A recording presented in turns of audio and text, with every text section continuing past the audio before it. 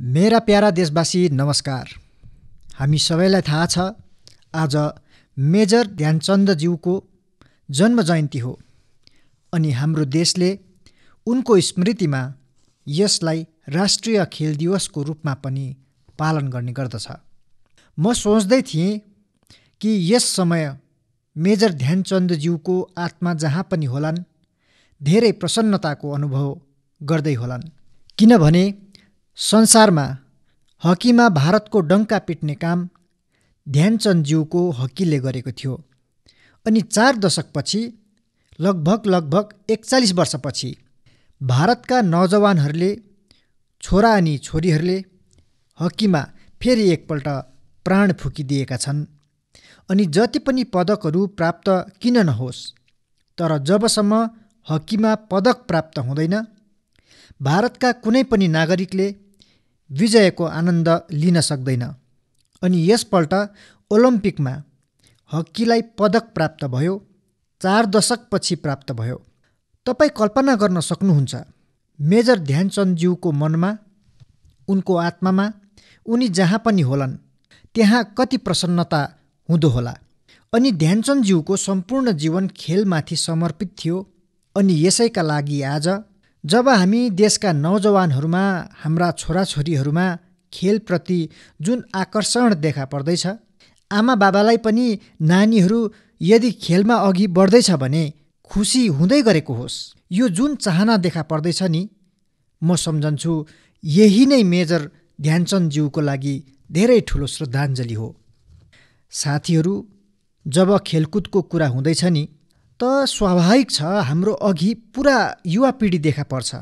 अनि जब युवा पिँढीतर्फ ध्यानसितले हेर्छौँ, कति ठुलो बदलाव देखा परिरहेछ। युवाहरूको मन बदलिसकेको छ। अनि आजका युवा मन सडे गलेका पुरानो तौर तरिकाहरूभन्दा केही नयाँ गर्न चाहन्छन्, बेग्लै गर्न चाहन्छन्। आजका युवा मन बनी बनाऊ बाटोमा हिँड्न चाहँदैनन्।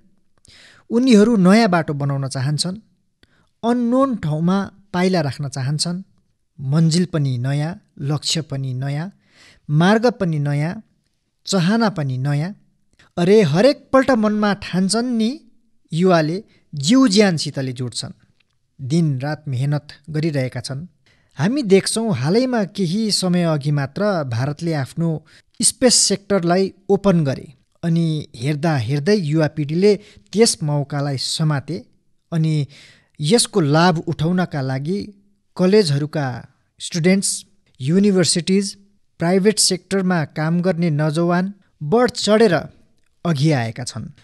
अनि मलाई पक्का भरोसा छ आउने दिनहरूमा धेरै ठुलो सङ्ख्या यस्ता सेटेलाइट्सहरूको हुनेछ, जो हाम्रा युवाहरूले, हाम्रा छात्रहरूले, हाम्रा कलेजले, हाम्रा युनिभर्सिटिजले, ल्याबमा काम गर्ने स्टुडेन्ट्सले काम गरेका हुनेछन्। यसै प्रकार आज जहाँ पनि हेर्नुहोस्, कुनै पनि परिवारमा जानुहोस्, कति नै सम्पन्न परिवार होस्, पढे लेखेका परिवार होस्, तर यदि परिवारमा नौजवानसित कुरा गर्नुभयो भने उनीहरूले के भन्छन्?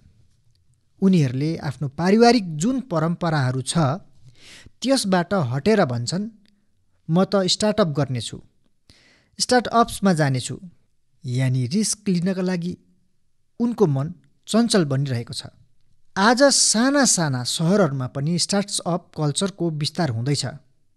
अनि म तिनमा उज्जवल भविष्यको सङ्केत देख्दैछु। हालैमा केही दिन अघि मात्र हाम्रो देशमा खेलौनाको चर्चा हुँदै थियो। हेर्दा हेर्दै जब हाम्रा युवाहरूको ध्यानमा यी विषय आए, त उनीहरूले पनि मनमा ठाने कि संसारमा भारतको खेलौनाको चिन्हारी कसरी हुन सक्छ। अनि नयाँ नयाँ प्रयोगहरू गरिरहेका छन्। अनि संसारमा खेलौनाको धेरै ठुलो मार्केट छ, 6-7 लाख करोडको मार्केट छ। आज भारतको अंश धेरै कम छ, तर खेलौना कसरी बनाउनु, खेलौनाको विविधता कस्तो होस्, खेलौनाहरूमा टेक्नोलोजी कस्तो होस्, चाइल्ड साइकोलोजीको अनुरूप खेलौना कस्तो होस्, आज हाम्रो देशका युवाहरूले त्यसतिर ध्यान केन्द्रित गरिरहेका छन्, केही कन्ट्रिब्युट गर्न चाहन्छन्। साथीहरू, अझै एउटा कुरा जो मनलाई खुसीले भरि पनि दिनेछ अनि विश्वासलाई अरू दहरो पनि तुल्याउँदछ। अनि त्यो के हो भने तपाईँले कहिले मार्क गर्नुभएको छ, साधारणत हाम्रो यहाँ स्वभाव बनिसकेको थियो, हुन्छ भाइ छोडिदे चल्छ। तर म देखिरहेको छु मेरा देशका युवा मन अब सर्वश्रेष्ठतर्फ आफूलाई केन्द्रित गराउँदैछन्, सर्वोत्तम गर्न चाहन्छन्, सर्वोत्तम तरिकाबाट गर्न चाहन्छन्। यो पनि राष्ट्रको धेरै ठुलो शक्ति बनेर उभारिनेछ। साथीहरू, यसपल्ट ओलम्पिकले धेरै ठुलो प्रभावको सिर्जना गर्यो। ओलम्पिकको खेल समाप्त भयो, अब प्याराओलम्पिक्स चलिरहेको छ। देशको निम्ति हाम्रो यस खेल जगतमा जे पनि भयो विश्वको तुलनामा सायद कम होला, तर विश्वास भर्नका लागि त धेरै थोक भयो। आजको युवाले स्पोर्ट्सतर्फ मात्र मन बनाइरहेका छन् यस्तो होइन, तर उनीहरूले त्यससित जोडिएको सम्भावनाहरूतिर पनि हेरिरहेका छन्। त्यसको पुरा इकोसिस्टमलाई एकदमै मिहिन ढङ्गले हेरिरहेका छन्, त्यसको सामर्थ्यलाई सम्झिरहेका छन् अनि कुनै न कुनै रूपमा आफैलाई जोड्न पनि चाहन्छन्। अब त्यो कन्भेन्सनल चिजहरूबाट अघि गएर न्यू डिसिप्लिन्सलाई अपनाइरहेका छन्। अनि मेरा देशवासी, जब यति मोमेन्टम आएको छ, प्रत्येक परिवारमा खेलको चर्चा आरम्भ भएको छ, तपाईँ भन्नुहोस् मलाई, के यो मोमेन्टमलाई अब विश्राम गर्न दिनुहुन्छ, रोकिनु दिनुहुन्छ? एकदमै हुँदैन। तपाईँ पनि मेरै प्रकारले सोच्नुहुन्छ होला। अब देशमा खेलकुद, स्पोर्ट्समेन स्पिरिट अब रोकिनु हुँदैन। यस मोमेन्टमलाई पारिवारिक जीवनमा, सामाजिक जीवनमा, राष्ट्रिय जीवनमा स्थायी बनाउनु छ। ऊर्जाले भरिदिनु छ, निरन्तर नयाँ ऊर्जाले भरिदिनु छ। घर होस्, बाहिर होस्, गाउँ होस्, सहर होस्, हाम्रो खेलको मैदान भरिएको हुनुपर्नेछ। सबै खेलुन्, सबै खेलुन्। अनि तपाईँलाई थाहा छ होइन, मैले लाल किल्लाबाट भनेको थिएँ, सबको प्रयास। हजुर, सबैको प्रयास। सबैको प्रयासबाट नै भारतले खेलहरूमा त्यो उचाइ प्राप्त गर्न सक्छ जसको ऊ हकदार छ। मेजर ध्यानचन्दज्यू जस्ता मानिसहरूले जुन मार्ग बताएका छन् त्यसमा अघि बढ्नु हाम्रो जिम्मेदारी हो। वर्षौँपछि देशमा यस्तो कालखण्ड आयो, खेलहरूप्रति परिवार होस्, समाज होस्, राज्य होस्, राष्ट्र होस्, एउटा मनद्वारा सबै मानिसहरू जोडिरहेका छन्। मेरा प्यारा नौजवानहरू, हामी यस अवसरको लाभ उठाउँदै अलग अलग प्रकारले स्पोर्ट्समा महारथ पनि प्राप्त गर्नुपर्छ। गाउँ गाउँ खेलहरूको स्पर्धाहरू निरन्तर चलिरहनुपर्छ। स्पर्धाद्वारा नै खेल विस्तार हुँदछ, खेल विकास हुन्छ, खिलाडी पनि उसैबाट निस्कन्दछन्। आउनुहोस्, हामी सबै देशवासीले यस मोमेन्टमलाई जति अघि बढाउन सक्छौँ, जति योगदान हामी दिन सक्छौँ, सबको प्रयास यस मन्त्रबाट साकार गरेर देखाउँ। मेरा प्यारा देशवासी, भोलि जन्माष्टमीको महापर्व पनि छ। जन्माष्टमीको यो पर्व अर्थात् भगवान श्रीकृष्णको जन्मको पर्व। हामी भगवानका सबै स्वरूपहरूबाट परिचित छौँ, नटखट कन्हैयादेखि लिएर विराट रूप धारण गर्ने कृष्णसम्म, शास्त्र सामर्थ्यदेखि लिएर शस्त्र सामर्थ्यवाला कृष्णसम्म। कला होस्, सौन्दर्य होस्, माधुर्य होस्, कहाँ कहाँ छन् कृष्ण। तर यो कुरा म यसै कारण भन्दैछु, जन्माष्टमीभन्दा केही दिन अघि म एउटा यस्तो रोचक अनुभवबाट गुज्रिएको छु, त मेरो मन भइरहेछ कि म यो कुरा तपाईँसित गरौँ। तपाईँलाई थाहा होला, यस महिनाको 20 तारिखमा भगवान सोमनाथ मन्दिरसित जोडिएको निर्माण कार्यहरूको लोकार्पण गरियो। सोमनाथ मन्दिरबाट 3-4 किलोमिटर टाढोमा नै भालका तीर्थ छ। यो भालका तीर्थ त्यो हो जहाँ भगवान श्रीकृष्णले धरतीमा आफ्नो अन्तिम क्षण बिताएका थिए। एक प्रकारले यस लोकमा उनका लीलाहरूको त्यहाँ समापन भएको थियो। सोमनाथ ट्रस्टद्वारा ती सारा क्षेत्रमा विकासको धेरै सारा कामहरू चलिरहेको छ। म भालका तीर्थ अनि त्यहाँ भइरहेको कार्यहरूको बारेमा सोचिरहेको थिएँ कि मेरो नजर एउटा सुन्दर आर्ट बुकमाथि पर्यो। यो किताब मेरो आवास बाहिर कसैले मेरा लागि छाडेर गएका थिए। यसमा भगवान श्रीकृष्णका अनेकौँ रूप, अनेकौँ भव्य तस्बिरहरू थिए, ठुला मोहक नक्साहरू थिए अनि धेरै मिनिङफुल नक्साहरू थिए।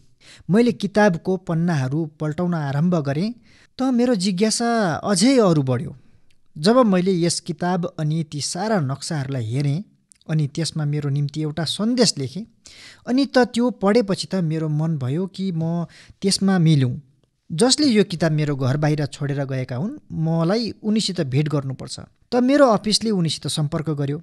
दोस्रै दिन उनलाई भेट गर्नका लागि बोलाइयो अनि मेरो जिज्ञासा यति थियो, आर्ट बुक हेरेर, श्रीकृष्णका अलग अलग रूपहरूलाई हेरेर। यसै जिज्ञासामा मेरो भेट भयो जदुरानी दासीज्यूसित। उनी अमेरिकन हुन्, जन्म अमेरिकामा भयो, लालन पालन अमेरिकामा भयो। जदुरानीज्यू इस्कनसित जोडिएकी छिन्, हरे कृष्ण मुभमेन्टसित जोडिएकी छिन् अनि उनको एउटा ठूलो विशेषता छ, भक्ति आर्ट्समा उनी निपुण छिन्। तपाईलाई थाहै छ, हालै 2 दिनपछि 1 सितम्बरको दिन इस्कनका संस्थापक श्री प्रभुपाद स्वामीज्यूको 125औं जयन्ती छ। जदुरानी दासीज्यू यसै सिलसिलामा भारत आएकी थिइन्। मेरो अघि ठूलो प्रश्न यो थियो कि जसको जन्म अमेरिकामा भयो, जो भारतीय भावहरूबाट यति टाढा रहिन्, आखिर उनी कसरी भगवान श्रीकृष्णको यति मोहक चित्र बनाउन सक्छिन्। उनीसित मेरो लामो कुरा भएको थियो, तर म तपाईलाई त्यसको केही अंश सुनाउन चाहन्छु। जदुरानीजी, हरे कृष्ण। जदुरानीज्यू, हरे कृष्ण। भक्ति कलाको बारेमा मैले अलिकति पढेको छु, यद्यपि हाम्रा श्रोताहरूलाई यसको बारेमा थप केही बताइदिनुहोला। तपाईको यस बारेमा निकै रुचि अनि लगाव छ। हजुर, भक्ति कला ज्योति बारेमा हामीसित एउटा रचना उपलब्ध छ, जसमा बताइएको छ यो मन मस्तिष्क वा कल्पनाबाट आएको होइन। यो त वैदिक ग्रन्थहरू जस्तै कि ब्रह्म संहिताबाट आएको हो। वेणु गराइने पतितम स्खलितम स्कन्द, वृन्दावनका गोस्वामीहरूबाट, भगवान स्वयं ब्रह्माबाट, ईश्वर परम कृष्ण सचितानन्द विग्रह कसरी उहाँ बाँसुरी धारण गर्नुहुन्छ, कसरी उहाँका चैतन्यले श्रीमद् भागवतमाथि लीला रच्दछ। पराहवितम नटवरवपुम कर्णीय कानिकारन, हरेक कुराहरू उहाँ आफ्ना कानमा कर्णिका पुष्प धारण गर्नुहुन्छ। उहाँ वृन्दावनका सम्पूर्ण भूमिमा आफ्नो कमल पाउको छाप छोड्नुहुन्छ। गाईको बथानले उहाँको महिमा गान गर्दछ। उहाँको बाँसुरीले सौभाग्यशाली मन अनि मस्तिष्कलाई आकर्षित गर्दछ। यसैले सबै कुरो वैदिक ग्रन्थहरूबाट आएका हुन् अनि यी ग्रन्थहरूको शक्ति जो चाहिँ अलौकिक व्यक्तित्वहरू अनि परम भक्तहरू, जसले चाहिँ यी कलाहरू अनि कलाका शक्तिहरू लिएर आएका हुन्। त्यसैले यो रूपान्तरशील छ, यो मेरो आफ्नो शक्ति होइन। जदुरानीज्यू, म तपाईलाई एउटा बेग्लै प्रकारको प्रश्न गर्न चाहन्छु। एक प्रकारले 1966 देखि अनि भौतिक रूपले 1976 देखि तपाईँ भारतसँग धेरै अघिदेखि जोडिएको हुनुहुन्छ। कृपया भन्नुहोला, तपाईँको अर्थमा भारत के हो? What does India mean to you? Prime Minister ji, India means everything to me. प्रधानमन्त्रीज्यू, Bharat मेरो निम्ति सब थोक हो। केही दिन अघि मैले माननीय राष्ट्रपतिलाई भन्दै थिएँ, भारत तकनिकी क्षेत्रमा निकै अघि बढिरहेछ अनि ट्विटर, इन्स्टाग्राम, आइफोन, ठुल्ठुला भवन तथा अन्य सुविधाहरूद्वारा पाश्चात्य मुलुकहरूलाई पछ्याइरहेको छ। तर मलाई लाग्छ यो भारतको वास्तविक गरिमा होइन, भारतलाई गरिमामय बनाइएको हो, किनभने यहाँ भगवान स्वयं कृष्णको रूपमा अवतरित भए अनि अन्य अवतारहरू पदार्पित भए। यहाँ भगवान शिव अवतरित भए, यहाँ भगवान राम अवतरित भए। विभिन्न पवित्र नदीहरू यहाँ प्रभावित छन्। वैष्णव संस्कृतिका धेरैवटा पवित्र स्थलहरू यहाँ विद्यमान छन् अनि यसरी नै भारत, विशेष गरेर वृन्दावन, विश्वकै महत्त्वपूर्ण स्थान हो। वृन्दावन सम्पूर्ण वैकुण्ठ ग्रहहरूको मुहान हुन्, द्वारिकाको स्रोत अनि भौतिक सृष्टिको स्रोत। यसैले म भारतलाई प्रेम गर्दछु। Thank you Jadurani. धन्यवाद जदुरानीज्यू, हरे कृष्ण। साथीहरू, संसारका मानिसहरू आज भारतीय अध्यात्म अनि दर्शनको बारेमा यति धेर सोच्ने गर्छन्। यस्तोमा हाम्रो पनि यस महान परम्परालाई अघि बढाएर लाने जिम्मेवारी हुन आउँछ। जे कालबाह्य छन् तिनीहरूलाई त्यागेर कालातीत कुराहरूलाई अघि बढाउन पनि पर्दछ। हामीले आफ्ना पर्वहरू पालन गर्नुपर्छ, तिनको वैज्ञानिकता बुझ्नुपर्छ, तिनका पछिल्तिर भएका अर्थहरू बुझ्नुपर्छ। यति मात्र होइन, प्रत्येक पर्वमा कुनै न कुनै सन्देश हुने गर्छ, कुनै न कुनै संस्कार हुने गर्छ। हामीले त्यो पनि बुझ्नुपर्छ, भोग्नुपर्छ अनि भावी पिँढीका निम्ति धरोहरको रूपमा त्यसलाई अघि बढाउनुपर्छ। म एकचोटि फेरि सबै देशवासीहरूलाई जन्माष्टमीको धेरै धेरै शुभकामना दिँदछु। मेरा प्यारा देशवासी, यस कोरोनाको कालखण्डमा स्वच्छताको विषयमा मैले जति पनि कुरा गर्नु थियो त्यसमा सायद कमी आएको थियो। मलाई पनि लाग्दछ कि स्वच्छताको अभियानलाई हामीले रत्तिभर पनि ओझल हुन दिनु हुँदैन। राष्ट्र निर्माणको निम्ति सबैको प्रयासले कसरी सबैको विकास हुन्छ, यसका उदाहरणले हामीलाई प्रेरणा पनि दिन्छन् अनि केही गर्ने नयाँ ऊर्जा पनि भरिदिन्छन्, नयाँ विश्वास भरिदिन्छन्, हाम्रा सङ्कल्पमा प्राण भरिदिन्छन्। हामी यो राम्रोसित जान्दछौँ कि जहिले पनि स्वच्छ भारत अभियानको कुरा उठ्छ, इन्दौरको नाम आउँछै आउँछ, किनकि इन्दौरले स्वच्छताको सम्बन्धमा आफ्नो एउटा विशेष परिचय स्थापित गरेको छ अनि इन्दौरका नागरिक यस अभिनन्दनको हकदार पनि छन्। हाम्रो इन्दौर धेरै वर्षदेखि स्वच्छ भारत र्याङ्किङमा पहिलो नम्बरमा रहेको छ। अब इन्दौरका मानिस स्वच्छ भारतको यस र्याङ्किङले सन्तुष्ट भएर बस्न चाहँदैनन्। उनीहरू अझ अघि बढ्न चाहन्छन्, केही नयाँ गर्न चाहन्छन् अनि उनीहरू इन्दौरलाई वाटर प्लस सिटी बनाइराख्नका निम्ति लागि परेका छन्। वाटर प्लस सिटी अर्थात् यस्तो सहर जहाँ ट्रिटमेन्ट नगरिकन कुनै पनि सिवेज, कुनै सार्वजनिक जलस्रोतमा हालिँदैन। त्यहाँका नागरिकहरूले आफै अघि आएर आफ्ना नालाहरूलाई सिवर लाइनसित जोडेका छन्, स्वच्छता अभियान पनि चलाएका छन् अनि यसै कारण सरस्वती अनि कान्ह नदीमा मिसिने मैला पानी पनि धेरै कम भएको छ, सुधार देखा पर्न थालेको छ। आज जब हाम्रो देशले स्वतन्त्रताको अमृत महोत्सव मनाइरहेको छ, हामीले यो कुरा ध्यानमा राख्नुपर्छ कि स्वच्छ भारत अभियानको सङ्कल्पलाई हामीले कहिले पनि सुस्त हुन दिनु हुँदैन। हाम्रो देशमा जति धेरै सहर वाटर प्लस सिटी हुनेछन् उति नै स्वच्छता पनि बढ्नेछ। हाम्रा नदीहरू सफा हुनेछन् अनि पानी बचाउनका निम्ति एउटा मानवीय जिम्मेवारी वहन गर्ने संस्कार पनि बाँच्नेछ। साथीहरू, मेरो अघि एउटा उदाहरण बिहारको मधुबनीबाट आइपुगेको छ। मधुबनीमा डाक्टर राजेन्द्र प्रसाद कृषि विश्वविद्यालय अनि त्यहाँका स्थानीय कृषि विज्ञान केन्द्रले मिलेर एउटा असल प्रयास गरेका छन्। यसको लाभ किसानहरूलाई त भइ नै रहेको छ, यसबाट स्वच्छ भारत अभियानलाई पनि नयाँ शक्ति प्राप्त भइरहेको छ। विश्वविद्यालयको यस पहलको नाउँ हो सुखेत मोडल। सुखेत मोडलको उद्देश्य गाउँको प्रदूषण कम गर्नु रहेको छ। यस मोडल अन्तर्गत गाउँका किसानहरूबाट गोबर अनि खेतघर आदिबाट निस्कने विभिन्न मैला कुचैला सङ्ग्रह गरिन्छ अनि सट्टामा गाउँलेहरूलाई खाना पकाउने ग्यासको सिलिन्डरको निम्ति पैसा दिइन्छ। जुन मैला कुचैला गाउँबाट एकत्रित हुँदछ त्यसलाई तह लगाउनका निम्ति भर्मी कम्पोस्ट बनाउने काम पनि गरिँदैछ। अर्थात् सुखेत मोडलको 4वटा लाभ त सोझै देख्न सकिन्छ।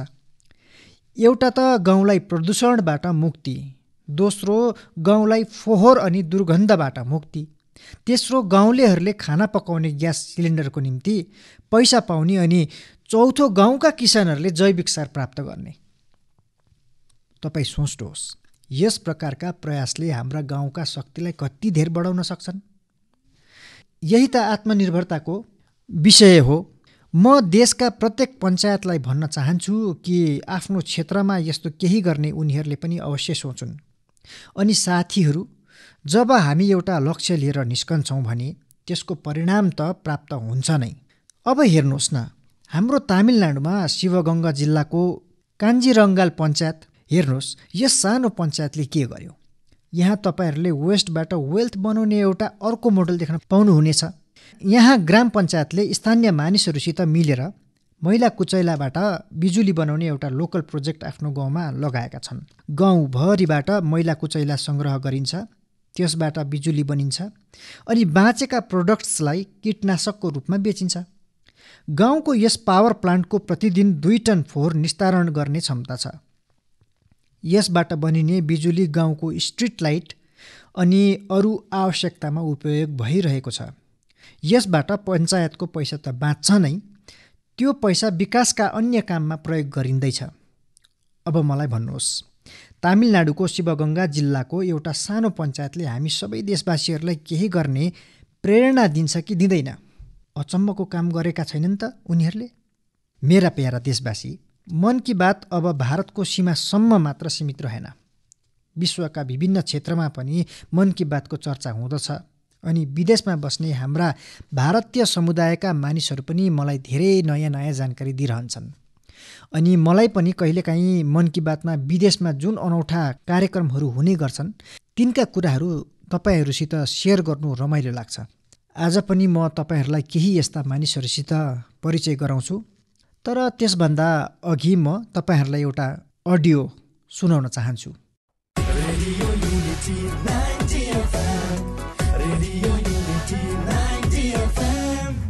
नमो नमः सर्वेभ्यः। मम नाम गंगा। भवन्तु शृण्वन्तु रेडियो यूनिटी 90 FM एक भारत श्रेष्ठ भारत। अहम् एकता मूर्तेयाः मार्गदर्शिका एवं रेडियो यूनिटी माध्यमे आर्जे अस्मि। अद्य संस्कृत दिनम् अस्ति। सर्वेभ्यः बहवः शुभकामनाः अस्ति। सरदार वल्लभभाई पटेल महोदयस्य लोहपुरुषः इति उच्यते। 13-विंशतिसहस्रतमे वर्षे लोहसङ्ग्रहस्य अभियानं प्रारब्धम्। 34+ टन् परिमितं लोहस्य गलनं कृतम्। झारखण्डस्य एकः कृषकः मृद्गरस्य दानं कृतवान्। भवन्तु शृण्वन्तु रेडियो यूनिटी 90 FM एक भारत श्रेष्ठ भारत।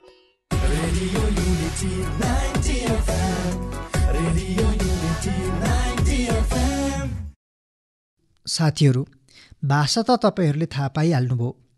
यो रेडियोमा संस्कृतमा कुरा गरिँदैछ अनि जसले कुरा गरिरहेकी छिन् उनी आरजे गङ्गा हुन्।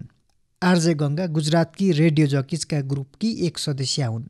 उनका अरू पनि साथीहरू छन्, जस्तै आरजे निलम, आरजे गुरु अनि आरजे हेतल। यी सबै मिलेर गुजरातमा केवडियामा यस समय संस्कृत भाषाको मान बढाउने कार्यमा जुटेका छन्। अनि तपाईँलाई थाहै छ, यो केवडिया त्यही हो जहाँ संसारको सबैभन्दा अग्लो स्ट्याच्यु, हाम्रो देशको गौरव, स्ट्याच्यु अफ युनिटी छ।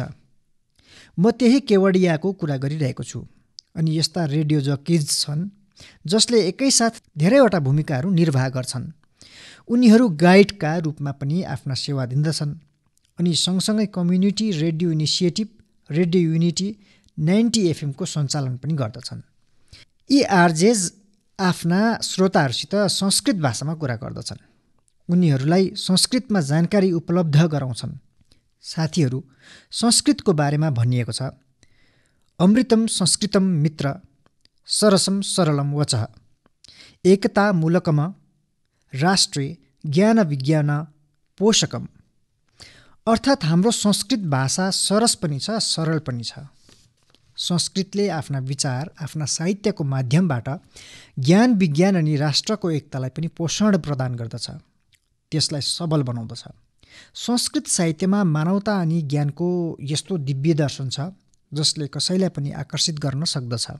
हालैमा मलाई कति यस्ता व्यक्तिहरूका बारेमा जान्ने अवसर प्राप्त भयो जसले विदेशमा संस्कृत पढाउने प्रेरक कार्य गरिरहेका छन्। यस्तै एकजना व्यक्ति हुन् श्रीमान रटगर कोटेनहर्स्ट। उनी आयरल्यान्डमा संस्कृतका प्रख्यात विद्वान अनि शिक्षक हुन् अनि त्यहाँका नानीहरूलाई संस्कृत पढाउँछन्। यता पूर्वतिर भारत अनि थाइल्यान्डमाझ सांस्कृतिक सम्बन्धको सुदृढीकरणमा संस्कृत भाषाको पनि एउटा अहम भूमिका रहेको छ। डाक्टर चिरापत प्रपण्ड विद्या अनि डाक्टर कुसुमा रक्षामणि यी दुवैले थाइल्यान्डमा संस्कृत भाषाको प्रचार प्रसारमा खुबै महत्त्वपूर्ण भूमिका निर्वाह गरिरहेका छन्। उनीहरूले थाई अनि संस्कृत भाषामा तुलनात्मक साहित्यको रचना पनि गरेका छन्। एकजना त्यस्तै प्रोफेसर हुनुहुन्छ श्रीमान बोरिस जाखरिन।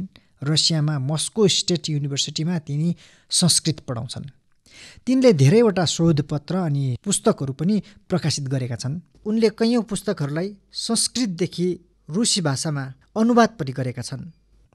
यसै प्रकारले सिडनी संस्कृत स्कुल अस्ट्रेलियाका ती प्रमुख संस्थानहरूमध्ये एक हो जहाँ विद्यार्थीहरूलाई संस्कृत भाषा पढाइन्छ। यी स्कुल नानीहरूको निम्ति संस्कृत ग्रामर क्याम्प, संस्कृत नाटक अनि संस्कृत दिवस जस्ता कार्यक्रमहरूको पनि आयोजना गर्ने गर्दछन्। साथीहरू, हालका दिनहरूमा जे जति प्रयास भएका छन् त्यसले संस्कृतलाई लिएर एउटा नयाँ जागरुकता आएको छ। अब यस दिशामा हामीले आफ्ना प्रयासहरू तीव्र पारेर अघि बढ्ने समय आएको छ। हाम्रा धरोहरहरूलाई सजाउनु, त्यसलाई सम्हाल्नु, नयाँ पिँढीलाई दिनु, यो सबै हाम्रो कर्तव्य हो अनि भावी पिँढीको त्यसमाथि अधिकार पनि छ। अब यी कामहरूको निम्ति पनि सबैको प्रयास बढ्नुपर्ने समय हो। साथीहरू, यदि तपाईहरू यस प्रकारका प्रयासहरूमा लागि परेका यस्ता कुनै पनि व्यक्तिहरूलाई चिन्नुहुन्छ भने, तपाईसित त्यस्तो कुनै जानकारी छ भने कृपया #सेलिब्रेटिङसंस्कृतसित सोसियल मिडियामा उनीसित सम्बन्धित जानकारी अवश्य साझा गर्नुहोला। मेरा प्यारा देशवासी, केही दिनमा नै विश्वकर्मा जयन्ती पनि आइरहेको छ। भगवान विश्वकर्मालाई विश्वको सृजना शक्तिको प्रतीक मानिन्छ, जसले पनि आफ्नो कौशलले कुनै वस्तुको निर्माण गर्दछ, सिर्जना गर्दछ, चाहे त्यो सिलाइ बुनाइ होस्, सफ्टवेयर होस् अथवा स्याटेलाइट। यी सबै भगवान विश्वकर्माको प्रकटीकरण हुन्। विश्वमा आज स्किलको परिचय नयाँ तरिकाले भइरहेको छ। तर हाम्रा ऋषिहरूले त हजारौँ वर्ष अघिदेखि नै स्किल अनि स्केलमाथि जोड दिएका छन्। उनीहरूले स्किललाई, कलालाई, कौशललाई आस्थासित जोडेर हाम्रो जीवन दर्शनको अंश बनाइदिएका छन्। हाम्रा वेदहरूमा पनि धेरै सूक्तहरू भगवान विश्वकर्मालाई समर्पित गरिएको छ। सृष्टिका जति पनि विशाल रचनाहरू छन्, जति पनि नयाँ अनि ठुला काम भएका छन्, हाम्रा शास्त्रहरूमा तिनका श्रेय भगवान विश्वकर्मालाई नै दिएको छ। यो एक प्रकारले यस कुराको प्रतीक हो कि संसारमा जति पनि डेभलपमेन्ट अनि इनोभेसन हुँदछन् ती स्किल्सकै माध्यमबाट हुँदछन्। भगवान विश्वकर्माको जयन्ती अनि उनको पूजाको पछि यही भाव रहेको छ।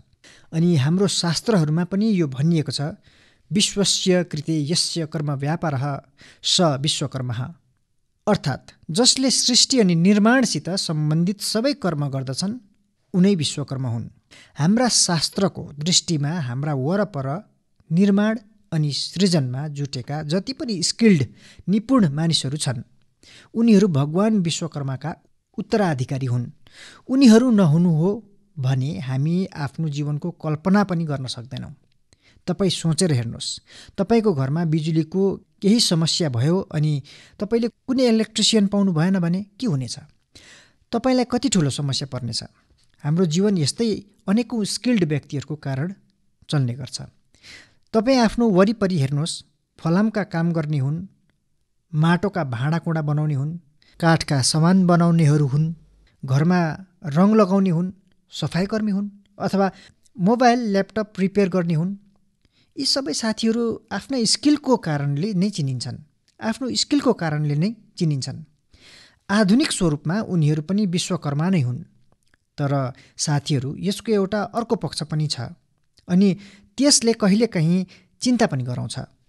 जुन देशमा जहाँको संस्कृतिमा, परम्परामा, सोचमा कौशललाई, स्किल मेन पावरलाई भगवान विश्वकर्मासित जोडिएको छ, त्यहाँ स्थिति कसरी बदलिए?